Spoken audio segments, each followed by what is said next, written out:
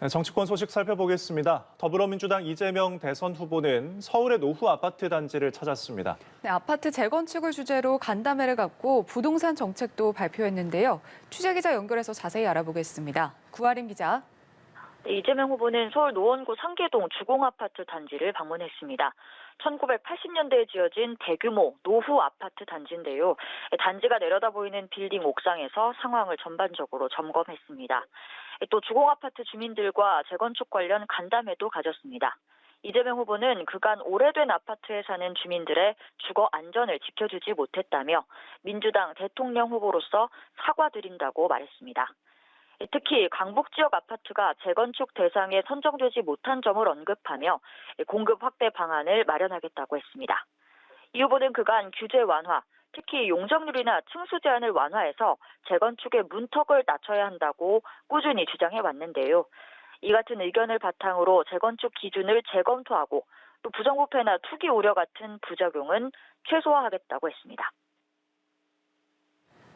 국민의힘 윤석열 대선 후보는 국정 운영을 구상하는 토론회에 참석했습니다. 이 자리에서 공정과 혁신 또 삼권 분립 정신을 강조했다고요? 네, 그렇습니다. 윤석열 후보는 한국행정학회, 정책학회가 공동 주최한 정책 토론회에 참석했습니다. 이 자리에서는 공정한 경제 그리고 풍부한 일자리를 만들겠다고 포부를 밝혔습니다. 특히 정부 중심이 아닌 민간 중심 경제를 만들겠다고 했는데요. 시장의 효율성을 최우선으로 두겠다고 강조했습니다. 또 말씀하신 대로 권력구조, 정치구조에 대한 의견도 밝혔습니다. 삼권 분립을 앞세우면서 행정부가 이 집권 세력들이 자행하는 부당한 정치적 외압에 휘둘리지 않게 하겠다고 목소리를 높였습니다. 또 오후에는 민생과 직결된 전기세 관련 공약도 발표하는데요. 국민들의 부담을 덜어드리겠다며 연일 민생 행보를 이어가고 있습니다.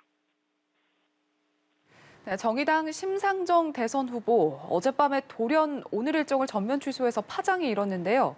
선대위에서 일괄 사퇴 의사를 밝혔다고요. 네, 그렇습니다. 정의당 선대위는 현재 선거 상황의 심각성을 인식하고 선대위원장을 비롯한 선대위원이 일괄 사퇴하기로 했다고 밝혔습니다.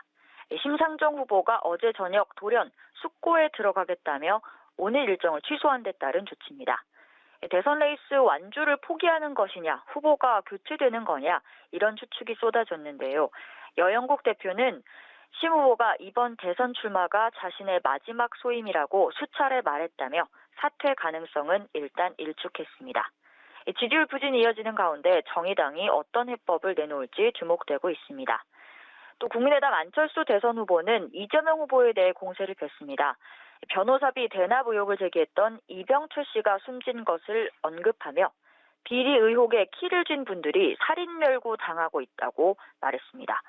또 윤석열 후보에 대한 비판도 이어졌는데요. 병사 월급 200만 원 공약은 실현 불가능한 포퓰리즘이라고 꼬집었습니다.